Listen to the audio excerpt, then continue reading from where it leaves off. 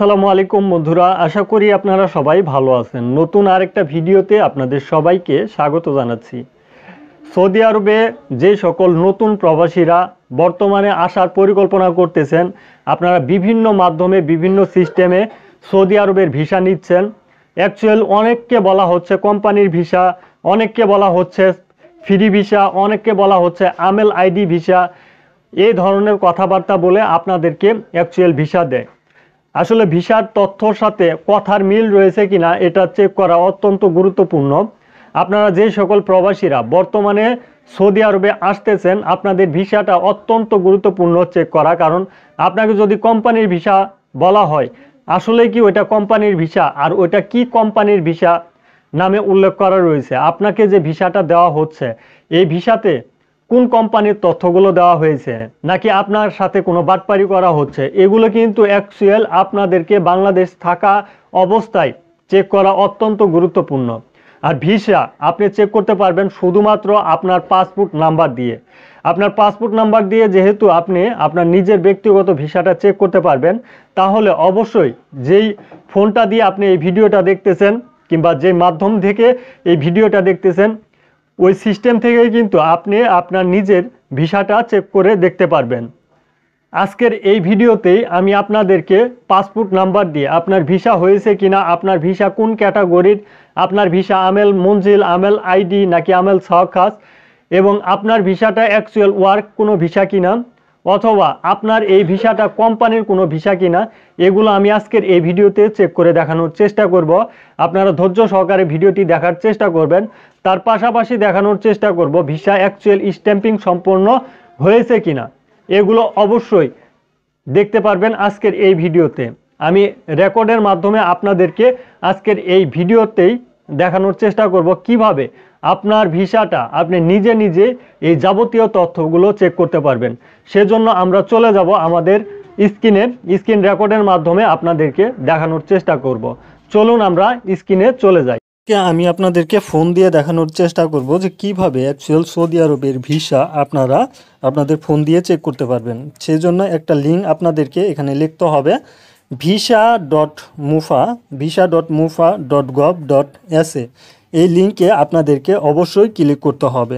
এই লিঙ্কের মাধ্যমে আপনারা পাসপোর্ট নাম্বার দিয়ে আপনাদের নিজের ব্যক্তিগত ভিসাটা চেক করতে পারবেন।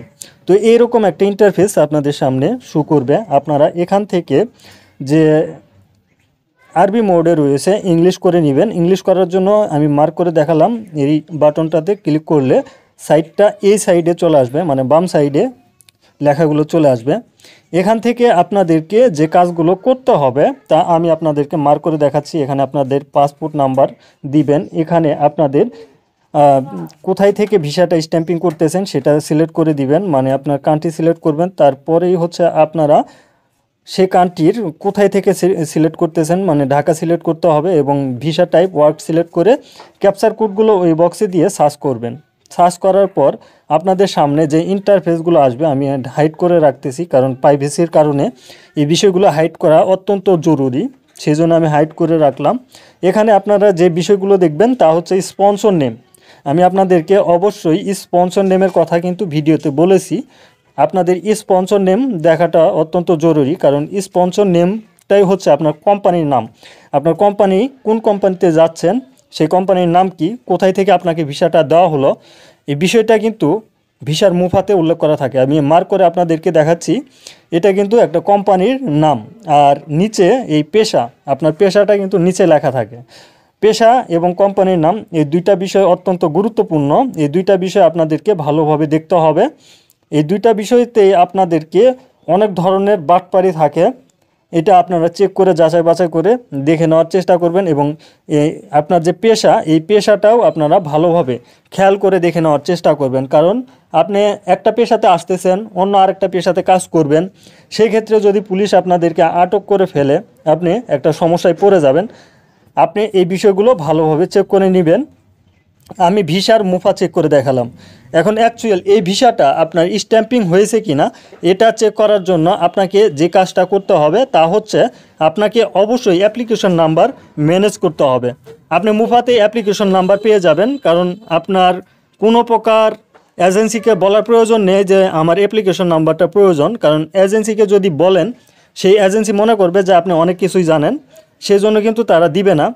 আপনাকে আমি মার্ক করে যে বিষয়টা দেখাচ্ছি, এই যে এই অ্যাপ্লিকেশন নাম্বারটা আপনাদেরকে এখান থেকে কপি করতে হবে। আমি কপি করে নিলাম। কপি করে নেওয়ার পর আমাদেরকে এই পেজটা মিনিমাইজ করে অন্য আরেকটা পেজে চলে যেতে হবে। অন্য আরেকটা পেজে চলে যেয়ে আমাদেরকে ভিসা স্ট্যাম্পিং হয়েছে কিনা এই বিষয়টা চেক করতে হবে। সেজন্য আমি আবার লিখলাম visa.mufa.gov.sa, এই লিঙ্কে আসলাম। আসার পর এরকম একটা ইন্টারফেস আপনাদের সামনে শো করবে। যখনই এরকম একটা ইন্টারফেস আপনাদের সামনে শো করবে, আপনারা নিচে একটা বক্স দেখতে পাচ্ছেন। তো ইনকোয়ারি নামে একটা বক্স কিন্তু আপনারা এখানে দেখতে পাচ্ছেন। আমি রেড মার্ক করে আপনাদেরকে দেখানোর চেষ্টা করতেছি। এখানে আপনাদের করণীয় যে বিষয়গুলো তা আপনাদেরকে উল্লেখ করে দিতে হবে।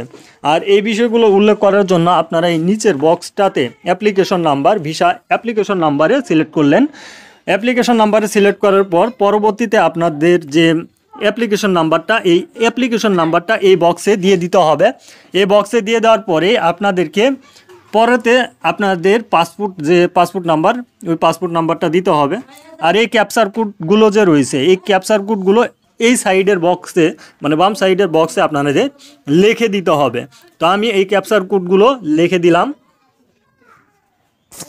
লিখে দেওয়ার পর আমাদেরকে যে বিষয়টা ফলো করতে হবে তা হচ্ছে সার্চ বাটনে সার্চ করতে হবে। আমরা সার্চ বাটনে সার্চ করার পরেই কিন্তু এই ভিসাটি স্ট্যাম্পিং হয়েছে কিনা এটা আমি আপনাদেরকে দেখানোর চেষ্টা করলাম। এইভাবে যদি আপনার পেজটা আছে আর এই পেজটাই যদি আপনি পিন করে এয়ারপোর্টে চলে যান, তাহলেই কিন্তু অ্যাকচুয়াল আপনি সৌদি আরবে চলে যেতে পারবেন। আর আপনি যখন কাগজপত্রগুলো এজেন্সির কাছ থেকে নেবেন, এই পেজটাই কিন্তু আপনাদেরকে অবশ্যই তারা পিন করে আপনাদের হাতে ধরিয়ে দিবে। এখন বর্তমান সিচুয়েশনে এরকম ভিসাই কিন্তু হয়ে থাকে। আগে স্টিকার ভিসা ছিল, এখন কিন্তু স্টিকার ভিসা নেই, এরকম একটা ভিসাই বর্তমানে হয়ে থাকে। আর এটা হচ্ছে ই ভিসাতে যে বিষয়গুলো ফলো করতে হয় তা হচ্ছে এই যে এখানে যে আপনি ফিঙ্গার দিয়েছেন সেই ফিঙ্গারের ছবি, এরপর আপনি কোন ভিসাতে আসতেছেন, আপনার কোম্পানির নাম কি, এগুলো কিন্তু এখানে উল্লেখ করা থাকে।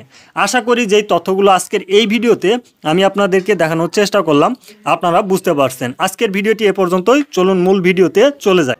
আমি আপনাদেরকে যে তথ্যগুলো দেখানোর চেষ্টা করলাম আশা করি আপনারা বুঝতে পারছেন। এখন থেকে আপনার সৌদি আরবের ভিসা আপনি নিজেই চেক করতে পারবেন।